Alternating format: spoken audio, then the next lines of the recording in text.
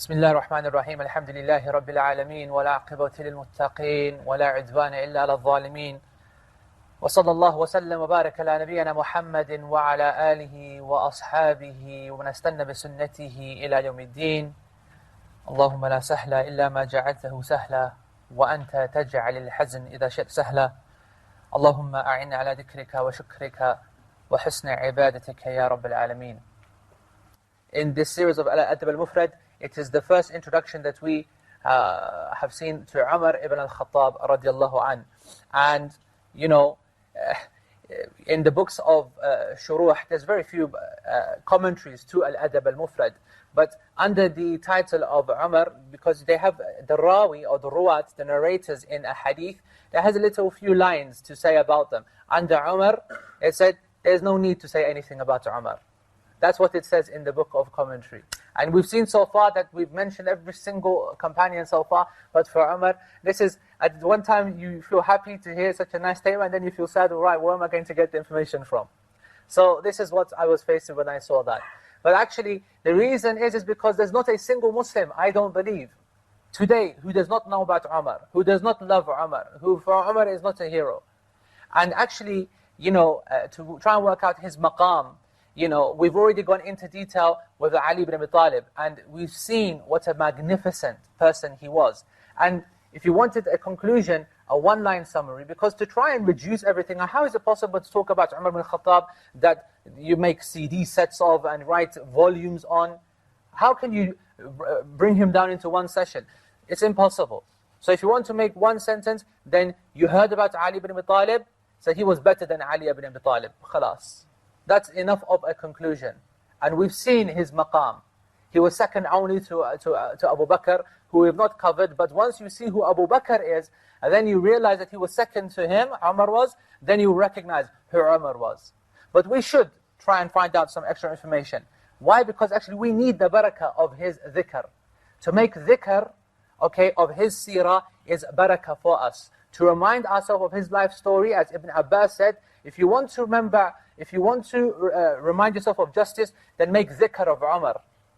If you want to remind yourself of Umar and his system and his life and his characteristics, then make dhikr of his seerah, and you'll be remembering Allah subhanahu wa ta'ala. Yani Ibn Abbas is trying to say that one of the forms of dhikrullah, make remembrance of Allah, is to make dhikr of the life story of Umar ibn Khattab. That's how perfect it is as a story from beginning to end. It's mubarak for us. And people like us, we need as much barakah as we can in these times. And why not? Yani, why not wouldn't such a person be at this state, at this kind of station, when the Prophet ﷺ said that لو كان من بعد نبي, if there was going to be a prophet after me, لكان عمر ibn al-Khattab, it would have been Umar ibn al-Khattab radiallahu anh, if there was going to be a prophet.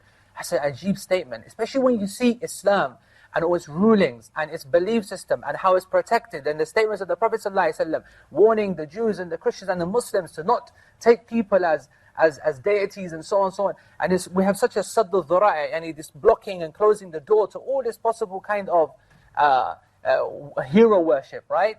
And yet here we have what is as close as possible a statement as you can to promoting hero worship of Umar. If there was going to be a prophet, and there isn't, but if there was going to be a prophet after me, it would have been Umar ibn al-Khattab. And that's why in some other narrations of the Prophet ﷺ, they used to say that there were some people who used to be people who had received this ilham, okay, this kind of divine wisdom, not just firasa, this intuition that certain believers and awliya have, but he had this firasa, this intuition, this wisdom, but something extra, but not enough to make him a prophet. We're dealing with someone extra special. And that's what you have to try and understand before we start. And who actually is Umar ibn Khattab when it comes to his life story? When you want to try and make a summary of who he was a man who lived and died by Kitabullah. He stood for it and he died for it and he defended it to the hilt. And he was what we will call al-mujahidu fi sabilillah. If you want to see the definition of the mujahid fi sabilillah, look at Umar ibn Khattab. He was the one, as the Salaf used to say, who would wake late at night, who would wake up late at night to pray to allow the people to sleep. He would be the one who would go hungry so that the people could eat. This is his system, his approach to life. Ibn Abbas said, Muawiyah radiallahu anh said, he said that Abu Bakr, He never wanted the dunya, and the dunya never wanted him. As for Umar ibn Khattab, the dunya wanted him, but he left the dunya. He did not want it. His actions and everything that we see about him, his demeanor and his approach to life, as we mentioned previously before, as if he didn't have a care for the dunya. For him, it was not really important what happens. It was the goal, the maqsad that he was trying to establish. And what's so amazing about this, as we'll see from some of the quotes of the companions, is that where did all this come from? Was he the first of the Muslims? No. Was he from the kibar, oldest? No. Was he the first to make hijrah? No. Was he in any extra way related to the Prophet ﷺ? No. If you look at his life story, he was from the Quraysh, one of the noble people of Quraysh, one of their respected members. And actually, the story of Umar becoming Muslim is a science in itself, right? There's so many different stories. You'll find them in children's books, and you'll find them very famously narrated amongst the Muslims, okay? And it's interesting to know that the majority of these narrations are actually weak, specifically made weak by Imam al-Bukhari. But they're not of an absolute weakness to totally discount. And we can glean some useful information. And I think the most common one that is known is the one which is narrated in its most complete sense, because there's many different variations and so on. As I said, a weak narration in its most complete sense is that narrated by Imam al-Bayhaqi in Ad-Dalail, one of his books, one of his very famous books, and that was that he was on his way to actually kill the Prophet of Allah ﷺ. Why? Because he had been, propaganda had come and spread in Mecca, and the Qurayshi leaders were asking, people to find him, and I'll give them so many thousand dirhams, and whoever can find and get rid of this evil for us, and so on. And in one narration, Ibn al-Khattab said, are you serious? You're going to give 1,000 dirhams for the one who kills Muhammad? Really? And they said, yeah, wallahi, that's the absolute truth. And in that narration, he had a dream. And in his dream, he saw himself going to do that, but then he saw himself being prevented. There's so many different narrations about how he actually set off on this journey to try and find the Prophet ﷺ to kill him. And in this narration of Bayhaqi, he was going and he came across a companion by the name of Nu'aym ibn Abdullah, who had just become Muslim recently. And he said, "Ya Umar, where are you going?"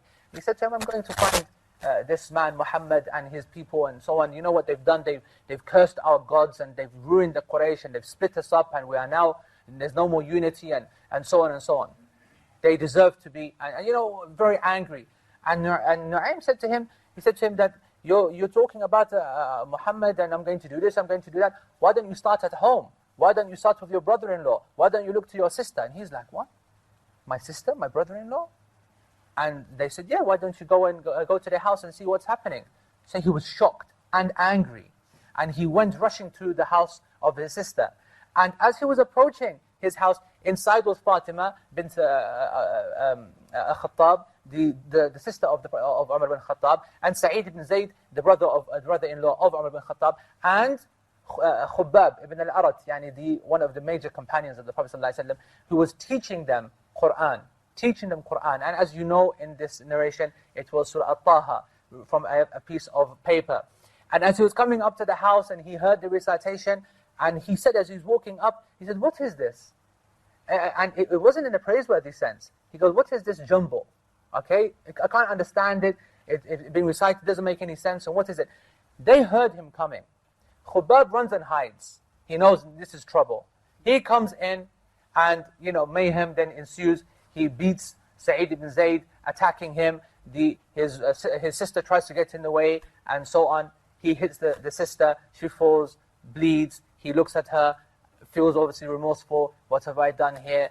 And then obviously now, out of his anger to some kind of sanity, he calms down. And then he says, "What is it that?" And then actually, what I forgot to say is that the page that they were reading from was being hidden underneath Fatima. So it came out and fell down, and so he picked up, "What is this?"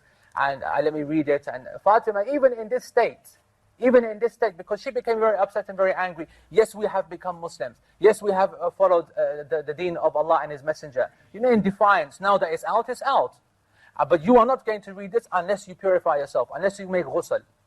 So Umar ibn Khattab then made ghusl. He didn't know what he was making ghusl for, but he said, "Okay, khalas, let's purify ourselves, let's read it." And he started to read. And he was shocked by what he read in this narration. Okay?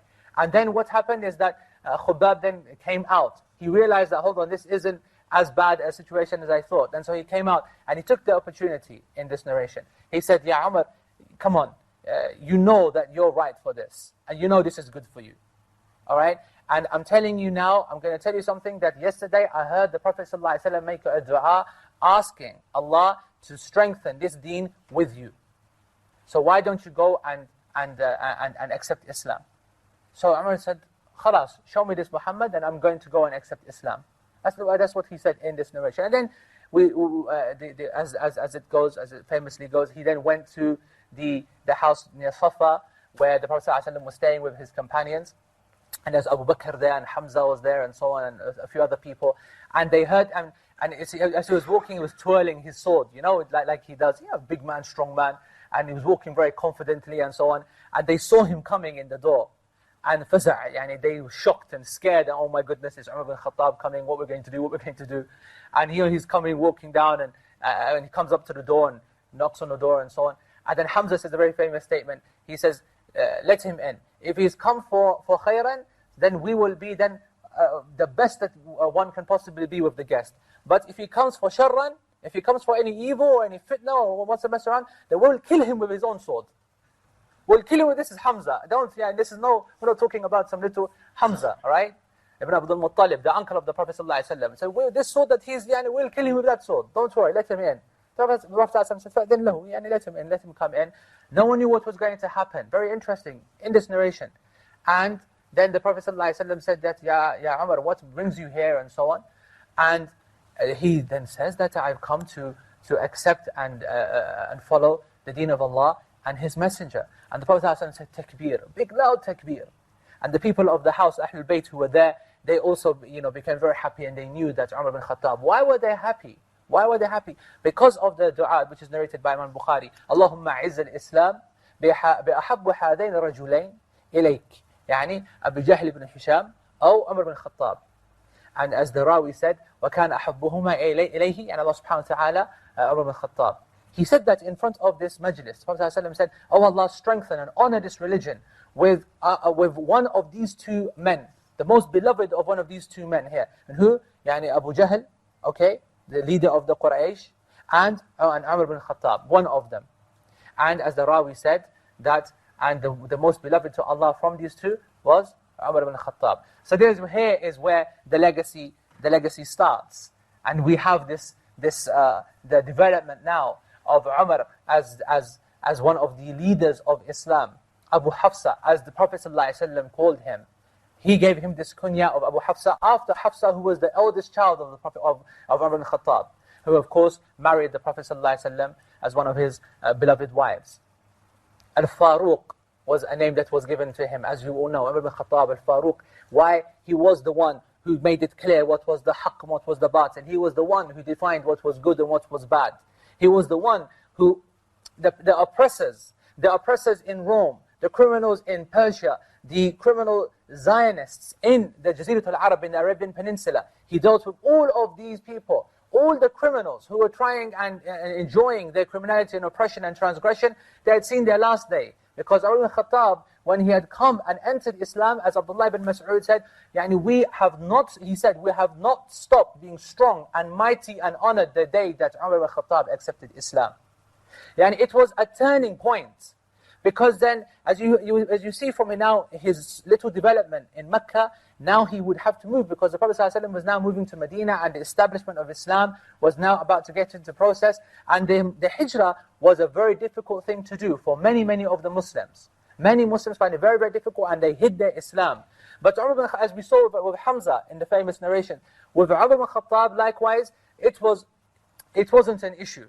He went out, they said that he dressed up in his best dress. And you have to understand the political situation. The Quraysh are trying their very best, threatening any single person who wants to try and go to Medina. Because it's demining the state, right? It's demining the authority of the Quraysh. It's an insult, an affront to their religion to go against the one that they're openly saying this is the enemy and so on. And you're saying that now I'm supporting him and we're taking this and we're taking our people. So they weren't allowing that. They were torturing people, killing people. As you know, the fitna in the time in Mecca was very difficult.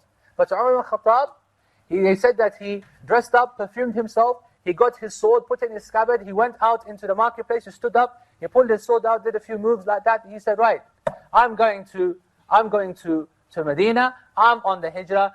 Who wants his mother to lose their son? Who wants to make orphans? Who wants to make orphans? Anyone, then come and stop me. This was the way that he came out with. This was his way. That's why in the dua, أرحم بأمتي Abu Bakr, وأشد في أمر الله عمر. As the Prophet ﷺ used to make dua, that the most merciful in this religion with the people is Abu Bakr. And the most ashad, the most strict and the most hardcore when it comes to the deen of Allah and its system is Umar ibn Khattab. He was that kind of person. That was his tabi'ah. That was his character. He was strong. He was fearless. He didn't have لا كان يخوف من لومة لائم. He did not fear anyone. He did not fear the blame of the blamers. There's one thing about being scared of someone who is attacking you. What about those who are, example, just blaming you for things, saying things about you? He didn't care about criticism of these people. It was not important. For him, deen totally enveloped him. And that is why he became such a figure in Islam. And more importantly than that, such a figure for the Muslims at that time.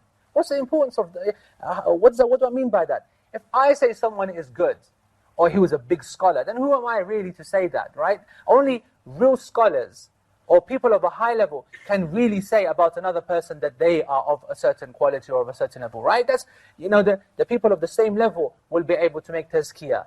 So when people at the bottom say he's a great scholar, I wouldn't know what a scholar is in the first place without being able to say he's a great scholar. But when these scholars themselves, the leaders of the companions themselves, they used to say that he is the best, he is the most knowledgeable, then you realize you're dealing with a different kind of character. And so then we see his hijrah to Medina and his establishment with the Prophet ﷺ as his right-hand man after Abu Bakr radiallahu anhu. And his status has been confirmed by the Prophet ﷺ in so many different beautiful ahadith that when you can just keep, when you look at Umar ibn Khattab, you can divide it into sections. His characteristics, his statements, they're just pearls of wisdom. Everything that he said before he took leadership, and then everything that he said after he took leadership, in terms of the laws and the lessons to be made, because he was ruling and as you know, he entered Palestine and he dealt with the Christians and dealt with the Jews, he dealt with enemies who attacked him, he dealt with the political issues and establishment of policies and social issues and so on. Everything there is, then you have another category, what the Prophet ﷺ said about Umar, just a category by itself. And you find a hadith in the thousands. The Prophet ﷺ said in a hadith, I was in paradise. I saw myself in paradise and I saw a huge gold palace.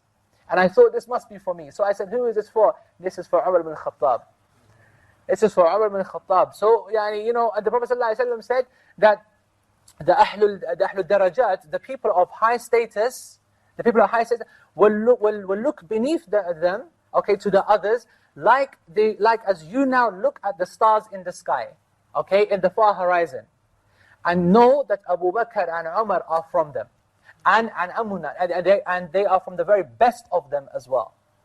The Prophet ﷺ said that to Ali radiallahu anh, he said, you should know that Abu Bakr and Umar, they are the sayyidan, they are the two masters of al-awwaleen wal-akhirin, of the first and the last in paradise, except for the prophets and the messengers. Don't tell them. Don't tell them, he said to Ali. Don't let them know. And the Prophet ﷺ in his hadith about establishing Umar as how important he was and his maqam, it cannot be compared. Look at for example, the hadith of how many times has Umar ibn Khattab been promised paradise? And straightly, he would say, Umar ibn Khattab fil Jannah. Just a straight statement like that. In another narration, he was with some companions and he said that, here comes a man, and he's from paradise. And the door would open and in would walk Umar.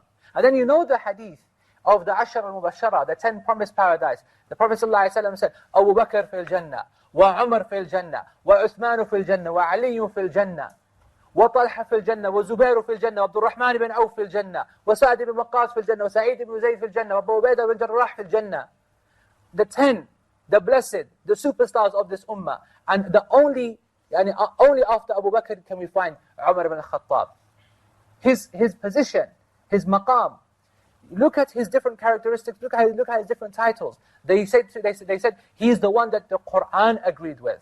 The scholars used to differ amongst themselves of what is the best way to say this. Because it sounds like a dodgy statement, right? To say that, that Umar ibn Khattab agreed with the Quran. You might think, hold on, the Quran is the haqq, and so if someone agrees with it, we must all agree with it. Okay, let's try it the other way around. Then the Quran agrees with Umar ibn Khattab. That sounds a bit dodgy, right? Because how can the Quran come and agree with the statement of a man?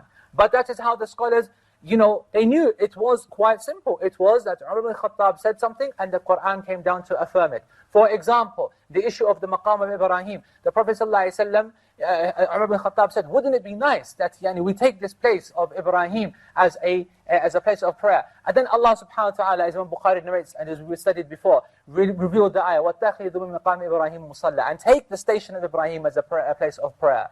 It was revealed. And then in the other place, where the Prophet where Umar ibn Khattab said, Ya Rasulullah, all these people are coming into your house now. Okay, all these evil people, fasiq people, dodgy people, they're coming in. Wouldn't it be good, that we ensure that the women in the house, your wives, are covered and so on? And then Allah subhanahu wa ta'ala revealed the ayah, Ya ayyuhan nabi, قُلْ لِأَزْوَاجِكَ وَبَنَاتِكَ وَنِسَاءِ الْمُؤْمِنِينَ. Say to, O Prophets of Allah, say to your wives and your daughters and the nisa al-mu'mineen, and yudanin, عَلَيْهِنَّ مِنْ جَلَابِيبِهِنَّ ذَلِكَ أَدْنَى. Okay, that they should get from their jalabib, their outer garments, and cover themselves with it. That is going to be easier for them. And يُعْرَفْنَا فَلَا يُؤْذَيْنَ. That they will become known as such, and that they will not become molested. وَكَانَ اللَّهُ غَفُورًا رَحِيمًا. And Allah subhanahu wa ta'ala is oft forgiving, most merciful. This is after he suggested. And then, when he found another occasion, when he found out that the Prophet ﷺ, that the wives of the Prophet ﷺ, that he was angry with them because of some of their actions. So he went to them and he said to them, as you know, he said, what are you doing? Don't you think that the Prophet ﷺ, that Allah subhanahu wa ta'ala will replace you with people better than you? Who do you think you are? This is the messenger of Allah. And then, they got angry and they said to Umar, who do you think you are? Don't you think that the messenger of Allah can tell us better than you? Who are you trying to be? So then Allah subhanahu wa ta'ala then reveals the ayah. عَسَى رَبُّكَ أَن طَلَّقَكُنْ أَن يُبْدِلَّ خَيْرٌ مِنْكُنْ. That maybe that the Lord will come and He will make you divorce from them and replace you with better. Replace you with better. And this is not just the only case. What about Badr? Where the Prophet ﷺ was not sure what to do about the captives that they had taken from the Quraysh who had been killing all the Muslims, whether to ransom them back to the Quraysh or to have them to be killed. And Abu Bakr, as you know, they wanted them to be ransomed and so on. Abu Khattab said, Abadan, not what they've done for their crimes, they must accept capital punishment. Absolutely.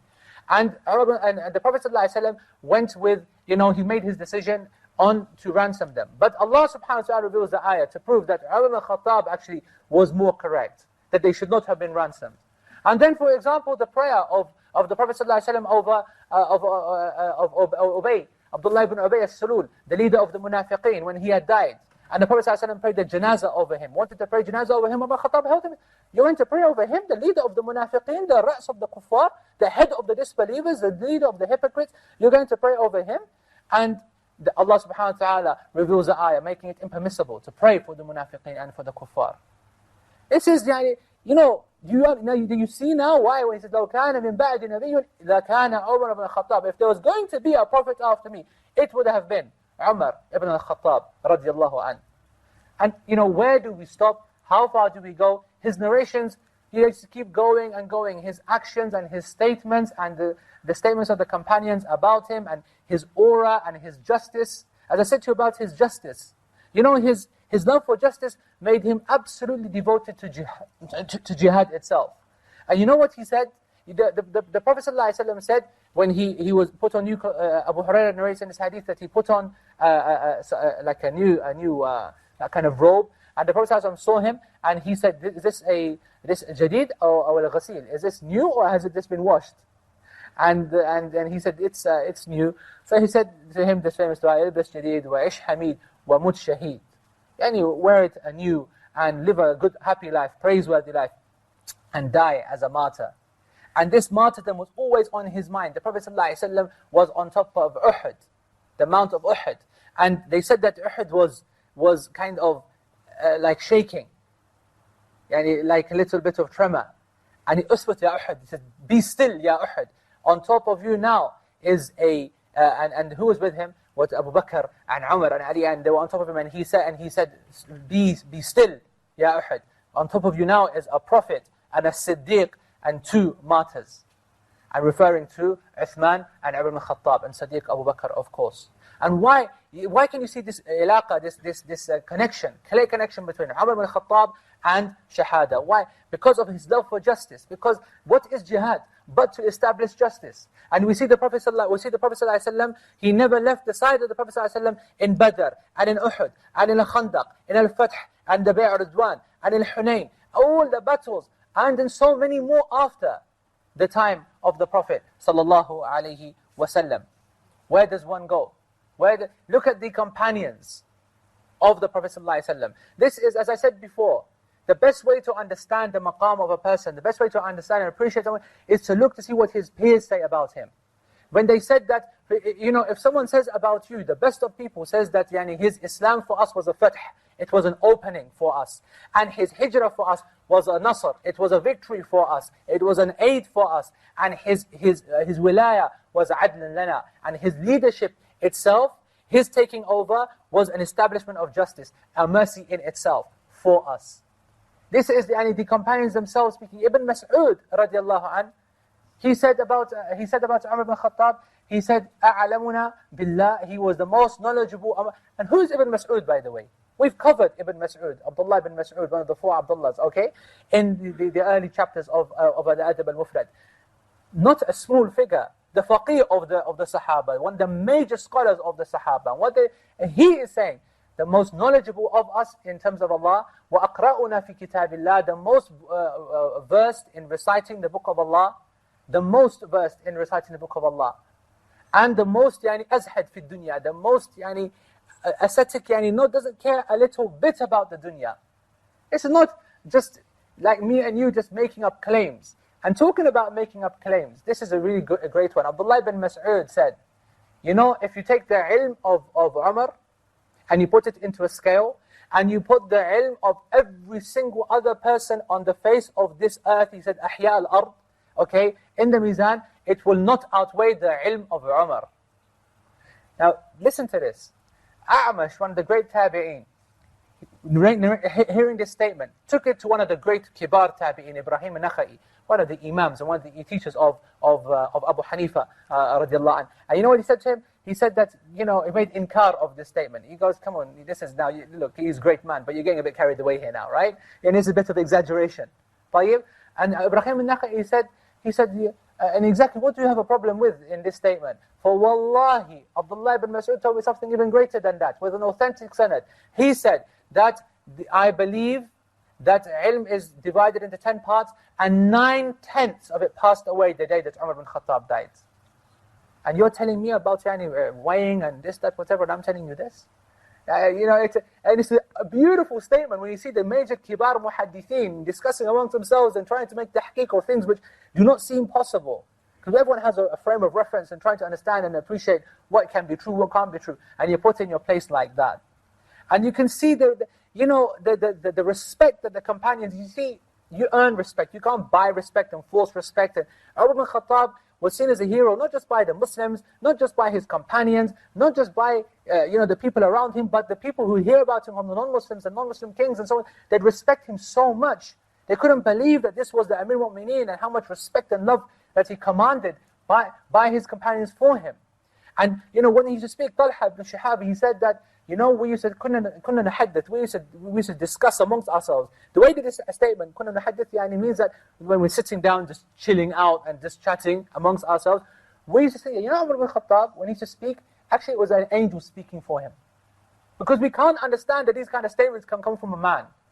That على لسانه ملك, that upon his tongue is actually an angel saying all these statements. Otherwise it can't be possible. And they have a haiba for him. They had this awe because of his presence. He had an aura. He had this kind of, like a buzz around him that they couldn't overcome. And that's he earned that, not just through how strong and strict he was. And there's no doubt about that. The Prophet ﷺ told him that, that shaitan, when he sees you along the path, he takes the other path. He takes the other path, he doesn't want to cross your path. And Umar ibn Khattab is saying, okay, then, what have I done to deserve that? And he's always shocked about what are people talking about, what are they saying? I'm just a miskeen. I'm just always putting himself down, always putting himself down. But as we know, the one who puts himself down is the one who rises amongst the eyes of the people. The one who recognizes that he is low, he really is the good one, and the high one, and the best of them. The one who, he became the leader with unanimity, and when they saw what he gave them and what his position was, it was so clear he was born to be a leader. Yet he disliked leadership. Yet he would not allow people to take this kind of position without understanding the responsibilities of knowledge and leadership. That's why he said, تَعَلَّمُوا قَبْلَ أَن تَسُودُوا. Learn before you become a leader. Learn before you become a person who's put into responsibility. And there's some great fiqh in this statement. You want to talk about the fiqh of Umar. His statements themselves are just huge and deep.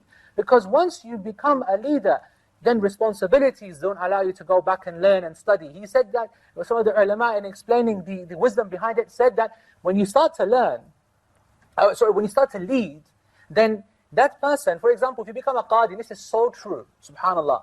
You want to talk about social anthropology of Muslims? This is so true. If you become a big figure in society, you become a qadi, you become a mufti, all right, for the government, or become the chief or whatnot. Can you imagine that person then go back and then sit back in his place that he used to be in the circle under his normal teacher, where they would normally, discuss and learn whatever? No, that's it. Once you become and tasted that, then how can you, the big leader, go back and sit and so on and study like you used to do just a couple of days back? How can you go and of course, how can you implement and advise other people to do what you yourself have not fully understood?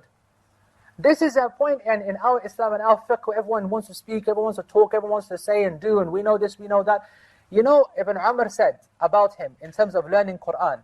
And learning Qur'an is something that we do, and for example, myself, I've done Surah Al-Baqarah with our teacher, and we took it in semi-kind of detail. It took us something like 3 odd years to cover. And our group of people, I don't think any one of them, maybe 1 or 2, actually memorized it or learned or remember what we actually did in them 3 years. Okay?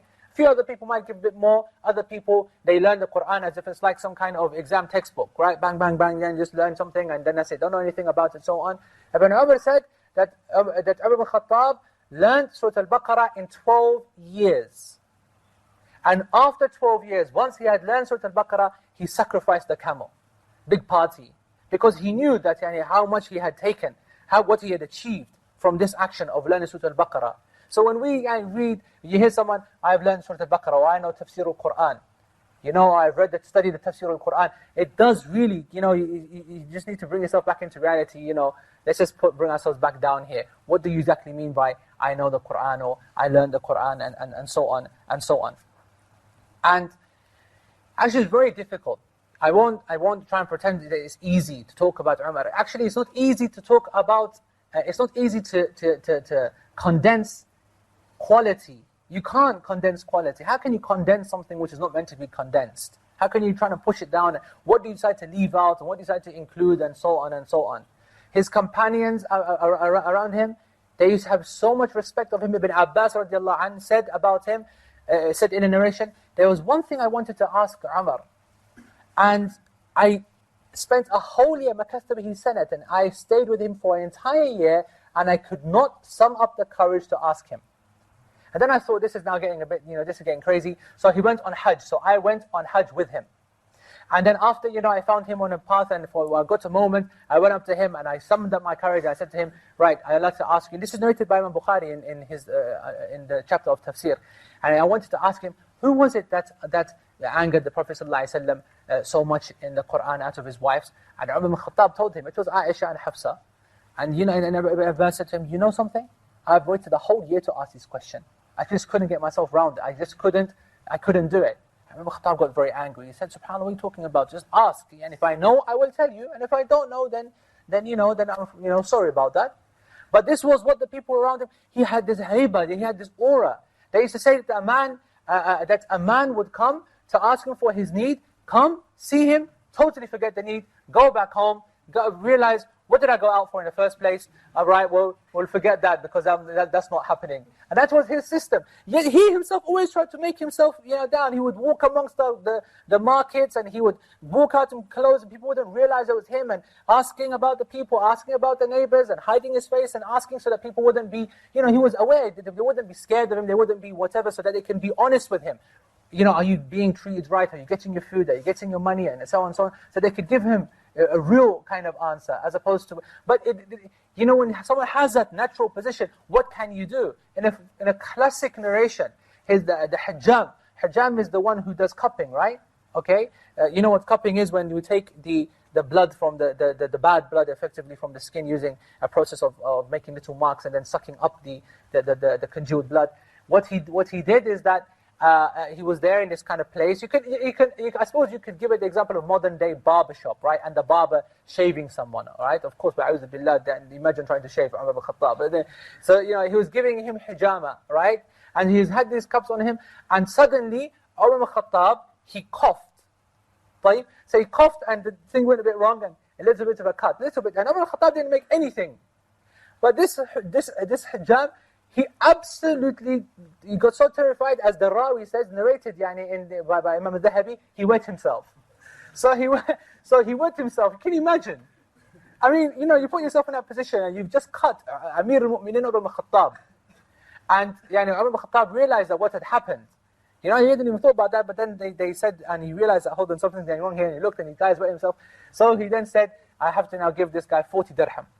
As like a kind of a compensation from me. He put the compensation upon himself. There's no compensation for making someone wet themselves then because they're scared of you. But he did that because this is Umar. His whole life full of just beautiful anecdotes and stories and you'll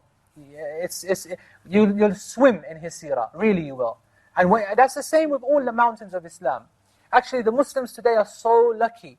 Just for us to be able to read about our a'lam, about our nubala, about our great people, our noble people. It is an honor for us. It's an izzah for the Muslims today to be connected to Umar ibn Khattab with that which he said, that we used to be adhileen, we used to be humiliated people. Then Allah subhanahu wa ta'ala then enabled us with Islam. Okay, and that's what we have become. Who are we except for our Islam? What are we except for our deen?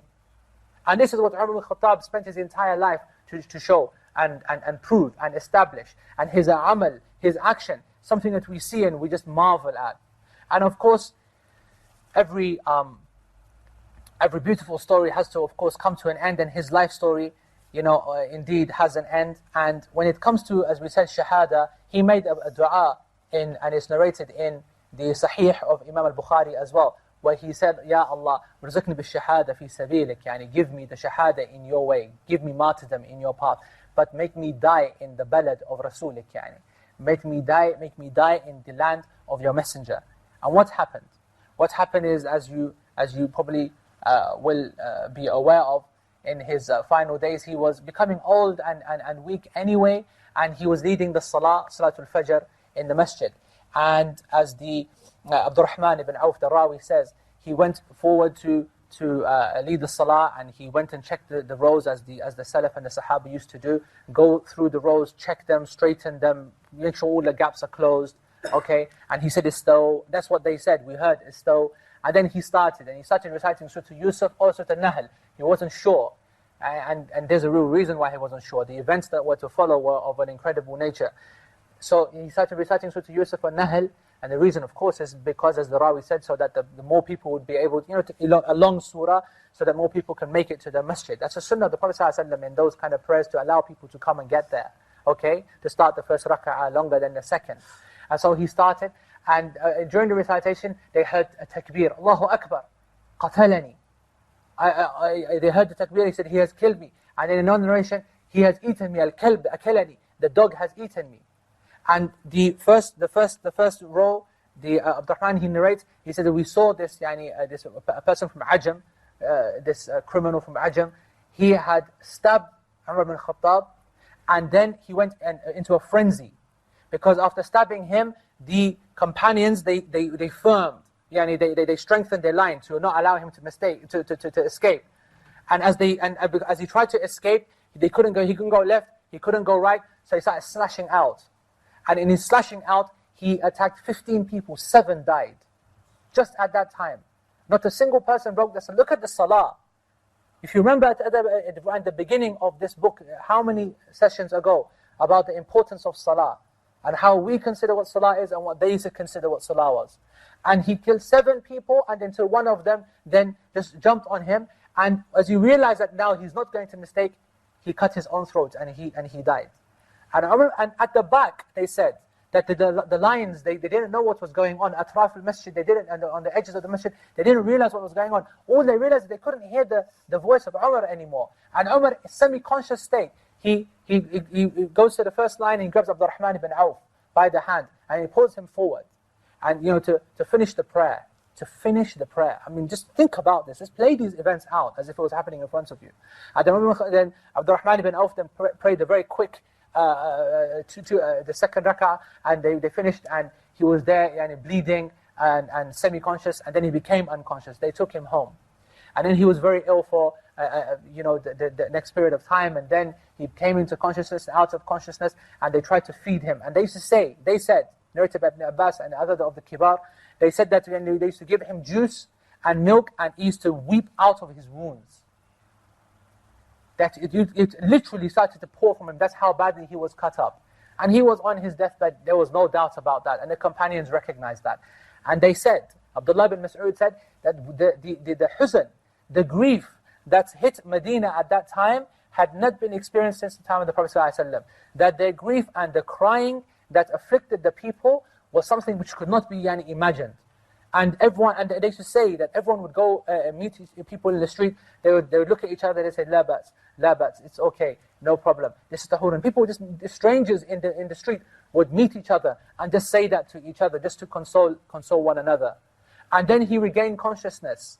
And Ibn Abbas narrates that he said, did they pray? Did they pray? And he wasn't now with it. He asked now, about the salah which happened days earlier. Have they prayed? Did they finish the prayer? And they said, "Naam, they prayed."